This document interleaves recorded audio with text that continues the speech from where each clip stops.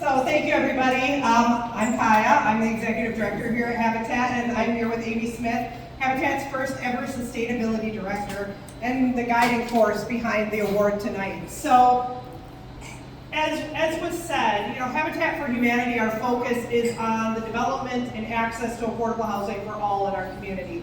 But I think we can all agree that affordable housing and climate action truly, honestly go hand in hand. So when we are building 4 walls for families in our community, we also have to understand that there is more beyond those walls. And we need to create sustainable and inviting communities in which these homes and these families want to reside. So that's why in 2022, we actually created a standalone sustainability department at Habitat for Humanity. We're actually one of 4 habitats across the nation that have truly put the devotion to sustainability as part of our everyday efforts in our affordable housing development.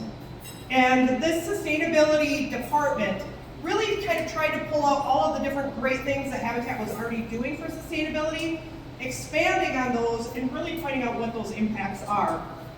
So we are taking a look at not only our internal practices, but the houses that we built and the neighborhood revitalization and community programs that we operate. So when you start a standalone department, you have to have a department director.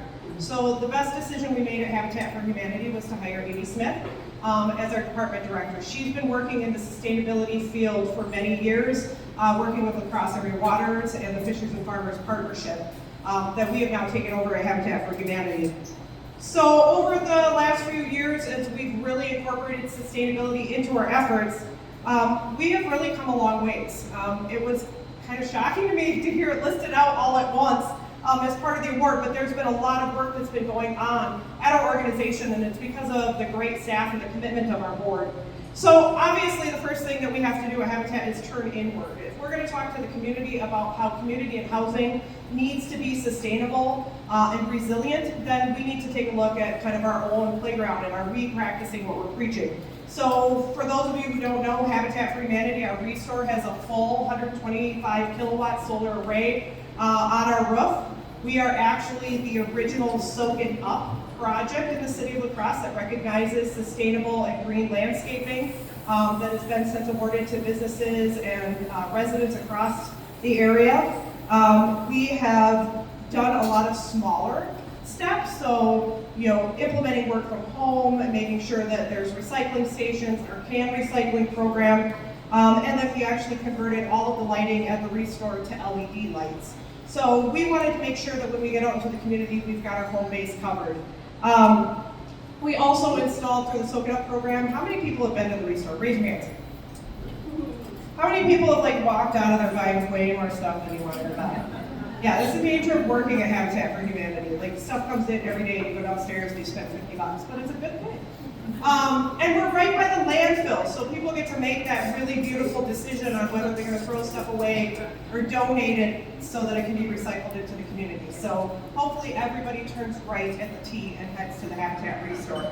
But if you've ever been to the Restore, you'll see our Soak It Up landscaping. If you've never done it before, I encourage you next time you're at the store, walk around the building. We have a lot of really beautiful signage that highlights all of the things that we've implemented at the store. So, we have stormwater mitigation, native plantings, herbs, swales, all those really great things that people can take back to their own businesses, their own places of residence and install them. And there's signage that tells you, what that is and how it's important. And I think that's one of the things that, if you're talking about sustainability, like Casey said, this is a really great time because people are more involved, they're more educated about the things that we can do, and we've learned how to instill some of those practices in our own lives. And so at Habitat, we really believe it's important not just to do the things, but to educate the people in our community about what they can do and why it's important. But we didn't just stop at the Habitat Restore and with the work that we're doing in our offices. We wanted to make sure that the programs that we're initiating are as sustainable as possible. So we are definitely more interested in retrofitting existing housing. So a couple of years ago, we added the purchase and rehabilitation of homes instead of brand new stick-built startups as part of our home ownership program. And so we're doing some deep energy retrofits for our homes that we are then selling to low-income families. They did allude to our 10-unit Hillsborough development.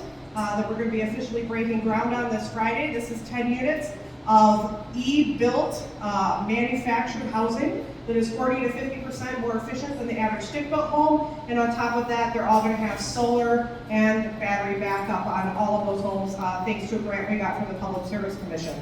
And you know, because we talk about sustainability and affordable housing hand in hand, you know, those are the things. So when you pay your bill, your number one bill is usually your rent and your mortgage payment, right? But in the state of Wisconsin, what's our second biggest bill? And don't tell me it's your cell phone bill, because then you need to get a different plan. It's our heating and cooling costs.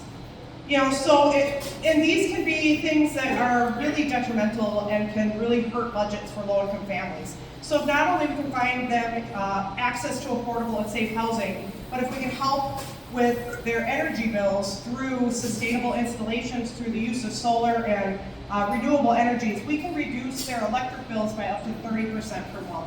And that makes a difference when we're talking about affordability for families in our community.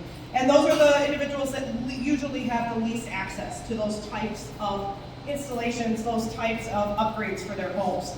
So we're really excited about this Hillsborough project. We're hoping we can do more of them across the state of Wisconsin. And we talked about our reclaim program where we remove items from homes and businesses that are going through renovations, are going to be demolished. We sell those items in the restore, but we also install on our homes. So we'll take a deck off a house being demolished and we'll put it on a Habitat home. So we really practice that cyclical cycle of reuse of materials, not just in the restore for all of you guys to benefit from, but for our homes that we build. We talked about the dumpster diversion program. That was a really great partnership that we had with the University of Wisconsin-La Crosse. Really happy to have worked with Andrew on that project. It was a great success. And we were able to help not only Habitat for Humanity, but other nonprofits in our community, and we were really proud of that. But finally, our Renew the Block program. How many people have driven past Logan Middle School and seen the work that we've done so far with our neighborhood revitalization program?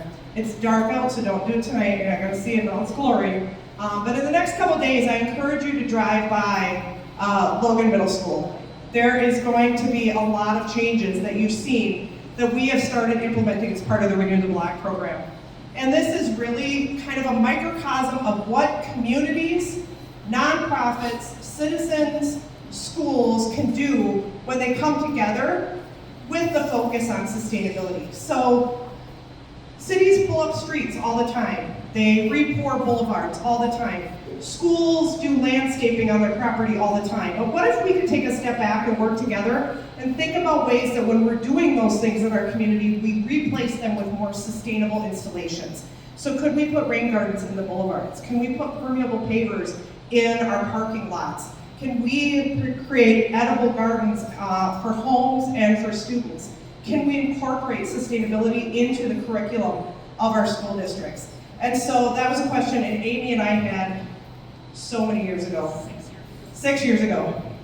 We had a lot of beers, and we were talking about the things that we wanted to do in our communities. And you know, you start piling things into the center of the room and you're like, we should do this, and oh, we should do this. And then when it was time to take those things out of the middle of the table and not do them, we said we couldn't take anything out. And so we pulled a group of amazing community partners together, including Coulee Region Ecoscapes, Grow La Crosse, La Crosse School District, and the City of La Crosse, to make Renew the Block happen. So you're going to see a lot of work happening on the residential side, on the school side, and on the city-owned properties on the neighborhood. It's going to be a transformation that people can really truly start seeing. When you turn onto that block of Avon Street, you're going to see a transformation, and it's going to help you understand what we can do in our communities, in our backyards, and with our students. And so we're really excited about it. There'll be a lot of educational signage so that people can take it home with them. But we're hoping this sparks something, not only here in La Crosse, but across the nation, of how we can approach our communities and climate change and resiliency.